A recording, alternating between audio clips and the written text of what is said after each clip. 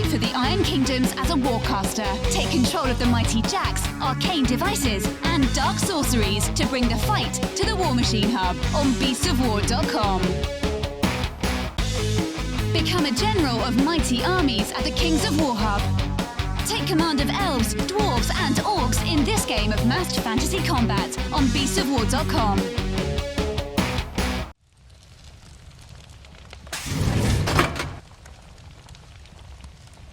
Hello everybody and welcome. I have been joined by Konstantinos and Stavros from Para Bellum to chat about Conquest. So guys, in this one I want to dive a little bit deeper into the world of Conquest, get a bit of a feeling for the genesis of it, the ancient history, and just a basic intro to the world itself. So, where would you guys like to begin? I think the best place to start would be at the very beginning, the genesis of the world, the way we talk about it. Mm-hmm. We've put a lot of effort in the world in making it as close as possible to the real world while still retaining strong fantasy elements. Mm-hmm. So the stories, we try to make them relatable and things that are available in multiple mythologies. Mm-hmm. And we ended up striking on this sort of eternal battle between creation, destruction, and balance. So, moment of and then there was light, yes? Yes. No, sort of. And then there was pain. Because the eternal struggle between those two primal forces, creation and destruction, ended up with creation, which was the weakest of the two, actually managing a quite painful blow at his sibling. And the result was, the answering blow was a destructive one, and creation was destroyed. It was shattered into an innumerable amount of pieces that were scattered throughout the cosmos. And exhausted, destruction kind of fell into slumber. Mm-hmm. And that is where we can actually show you a bit. Our artists have dwelt into that. That's nice. So who's who in this image?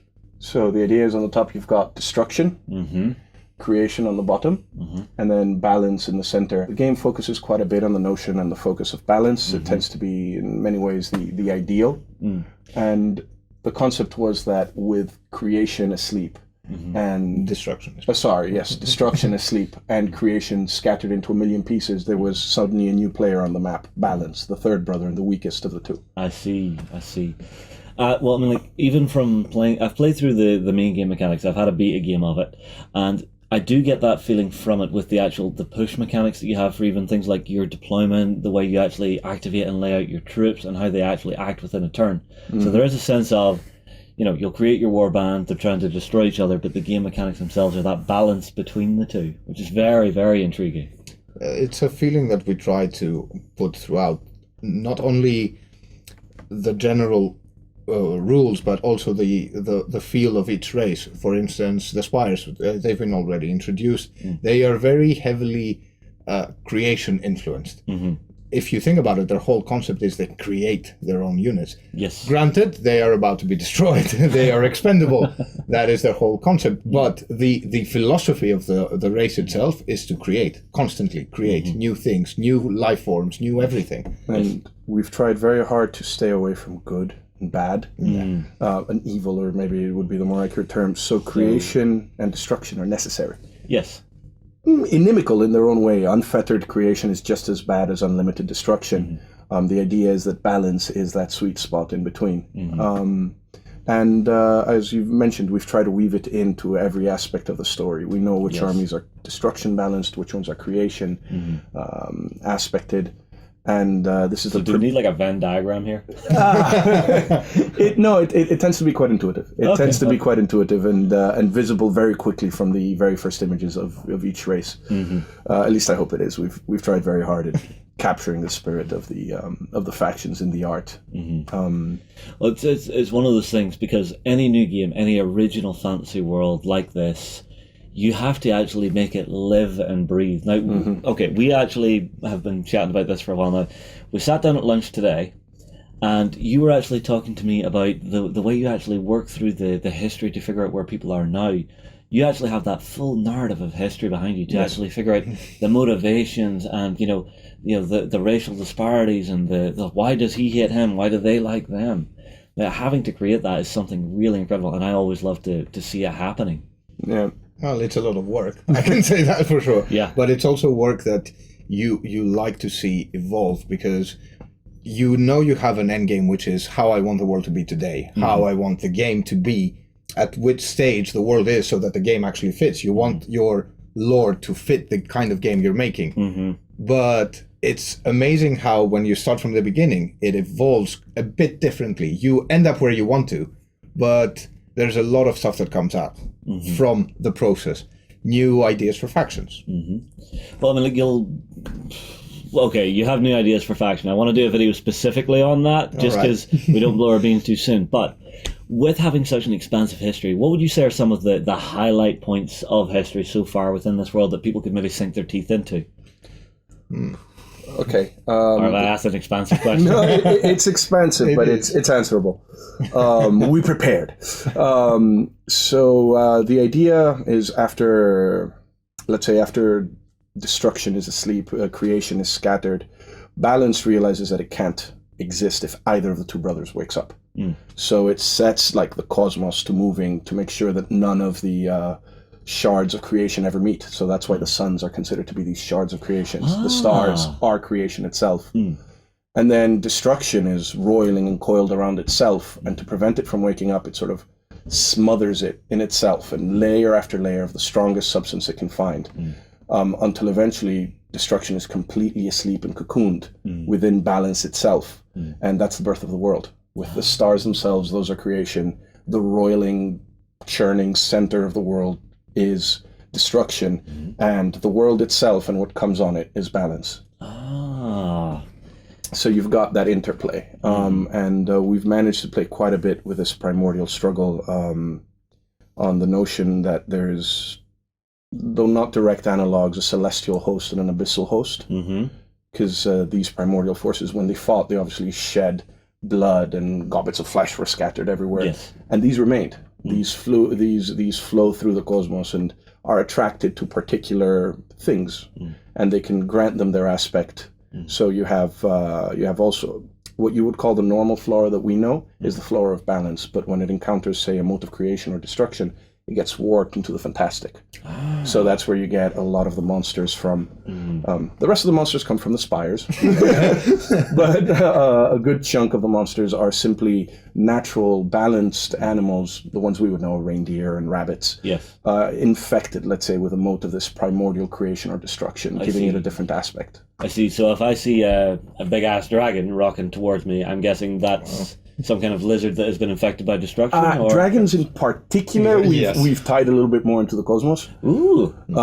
So the notion is that dragons were what happened when two motes of creation and destruction met, and they were well balanced. They were perfectly balanced. So they created this weird interaction where they try to annihilate each other and are unable to, and somehow out of that frisson, sentience is born. And those are the very, very earliest life forms.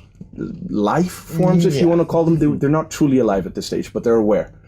And in addition to creation, destruction, and balance, they're the only things at this time that are aware in the very early universe. And there's a whole struggle that continues because creation is happy in its current state because it's something new, and whatever is new is interesting.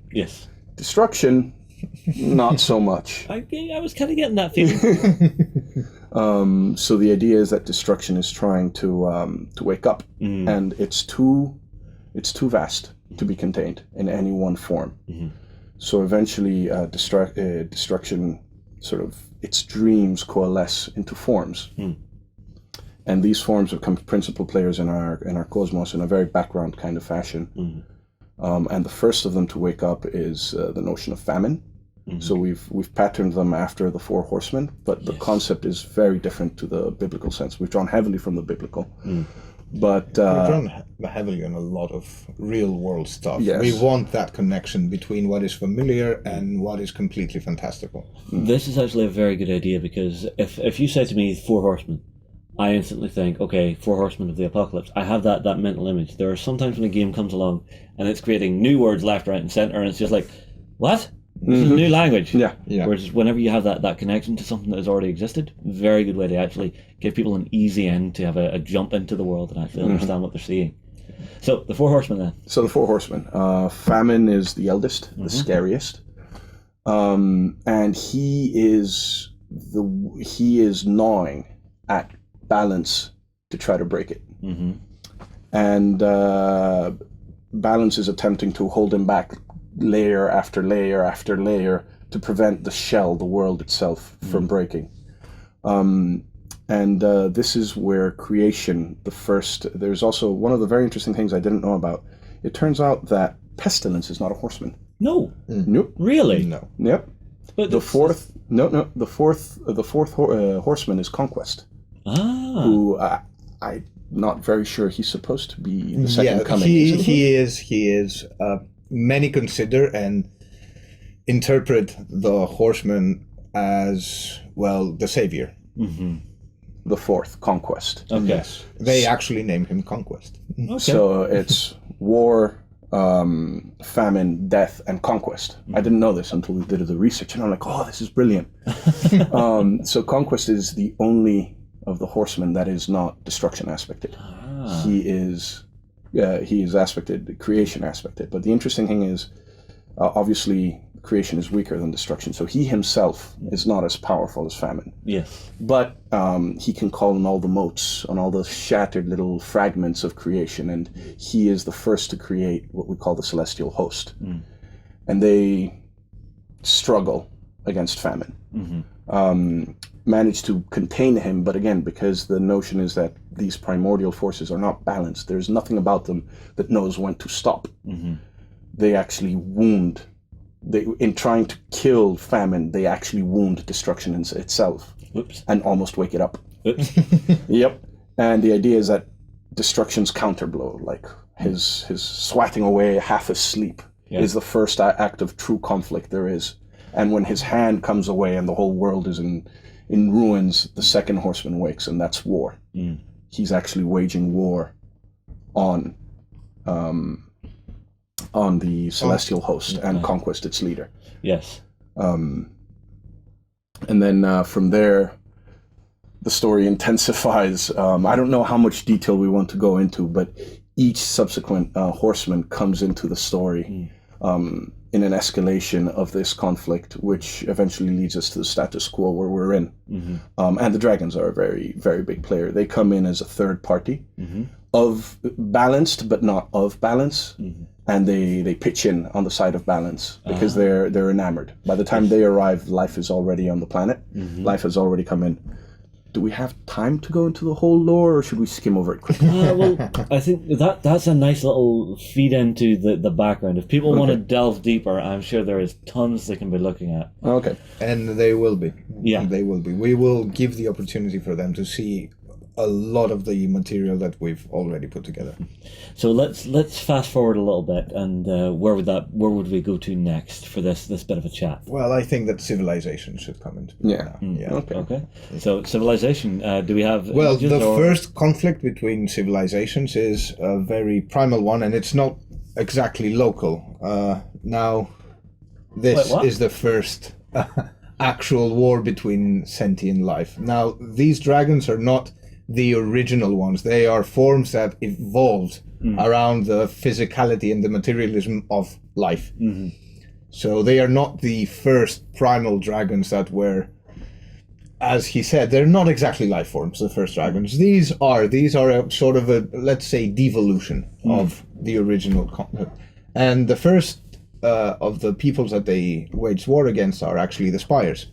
Because while the Spires only now lately have become again a player in the in events, before that they were content in their own creations. They were in their spires, they were making what they were making, and while it is inevitable when two different life forms contact each other, conflict is a very easy way to solve their disagreements. And that is what happened with the dragons and the spires. Now, that dominated the scene of the world for some time. Eventually, when things calmed down, they retreated. Both races retreated. The dragons in their rooks and the spires into their spires. And this gave way for humanity to kind of emerge, Ah. to prosper. They were too busy with each other, and then they were too busy being isolated. Yeah, there's a little bit of an interruption in here. Yes, but I'd like to explore that. Yeah, at a later date. Huh? Yeah. But something happens to the dragons. Yes. Something small and angry happens to the dragons. Yes. Small and angry. Yes. Oh, I think I'm seeing it here on the note. Everyone, you see that? So yeah, I guess we'll have to go into that on another video. But Okay. I like getting more lore videos and more chats about background with this because it's a very intriguing world. So humanity now has a chance to actually raise itself up out of the muck and actually begin building its civilization. And it does. It creates its own dominion, where a lot of different races start uniting under the banner of one, which is actually very, very religious. The conquering tribe is very religious. It is guided by a pantheon whose leader is called Haslia. He advocates himself as a shard of creation. Ooh, interesting. And he actually leads humanity to prosperity. He unites the different tribes, whether not always by war, which is a very interesting thing. He leads humanity to conquer each other by trade, by finance, by pure civilization. A lesser civilization will get swallowed by one that thrives. Well, it's one of the things we would have seen, say, the Roman Empire. Yeah. They were quite an advanced civilization for their time. They would advance out into the territories and actually see, okay, lesser, weaker, maybe not as militarily able civilizations that they could then move in and conquer. Whether that was they would move in, begin trading with them, and then the lesser civilization sees what the Romans has and wants more and more and more of it. And before they know it, oh look, we may as well be Roman. Or if you got the Germanic tribes who were a little bit less up for that, okay, let's have a dust up. Yeah. Actually, the Old Dominion was based on the Roman Empire. Yeah. And the concept of the fall of the Roman Empire plays a very large role. In ours, the issue of the fall is much more direct and literal. Okay. Haslia himself, the patron god of the Old Dominion, for various reasons that are going to be explored in the actual lore, he's actually cast down. He's brought low. The god himself is killed. I think we can show him. Yeah. Oh my! Whoa! And that's him falling on Capitas, the old. Is that a fist or a meteor? I think that's a fist. Yeah, that's what we've been playing around with the notion, trying to show. And the idea is that in the end, when he's finally brought down in his madness and his insanity or whatever it is that caused it, he refuses to come down alone. And so he brings down with him his palace and everything and says, if I go down, we all go down. Wow. Your artist does fantastic work. I'm going to say that right now. This is gorgeous. Who is it? This particular piece is Charidimos. Oh, love it. Here we have it from another point of view. Yeah. This is from the city of Capitas itself. What I find interesting about this piece is it shows the mentality of the people of the Old Dominion, and you can see that some of them are worshipping even as they see their doom and accept a mother that her primal instinct is to protect. She understands deep down that there's calamity, so she tries to protect while the rest of the people are worshipping their own. Transfixed by it. Yeah. I'm getting such vibes of if you could go back in time to like Pompeii when the volcano erupted and just take a snapshot from that angle. That is something very similar to what I think you would see. Absolutely gorgeous work. And you can just about see the face coming through the clouds, I think. Yeah? Yeah. Wow. Wow. It's amazing. There's a lot of time, passion poured into this. The fall is the critical event of the world. It, to a large degree, wipes the board clean. Because in the background, there's a lot of things happening. As a dominion destabilizes, the other races start trying to assert their dominance. There's worldwide conflict. And the fall of the meteorites, the fall of the god, sets off what we would know as a nuclear winter. Yeah. It ties in everywhere. The Nords, which we're going to explore hopefully in another video, their history is bound into this as well. For them, this is a Ragnarok and the Fimbul winter that follows. We have the Dweghom hosts are decimated because they're above ground, laying siege to the Spires. So this serves as a sort of a reset event from which the modern world evolves. A ground leveler. Yes. Yes, that leads pretty much into this, I think. Oh, Yeah. I love world maps. I adore world maps because it lets me place myself within a world. So I mean, if I'm building a table for desert, for forest, for mountains, for ice, that's nice. We share that particular passion. So this is the world as it exists now after all of the events that have transpired. Yeah. This used to be where the old Dominion flourished. The desert area, Yeah, the desert area. It's been pockmarked by the fall, and it is not a nice place to be right now. Yeah. You've got the wastelands through which humanity had to escape, past these barrier mountains into these much more fertile lands that were prepared to them by two of the gods who foresaw this coming and attempted to shield humanity. At the same time, there were efforts made by another group of people who saw this coming, and they founded the city-states down here. So whereas up here you have much more of what you would call a medieval feel to the human factions, down here it's a classical Hellenistic feel, because they were prepared.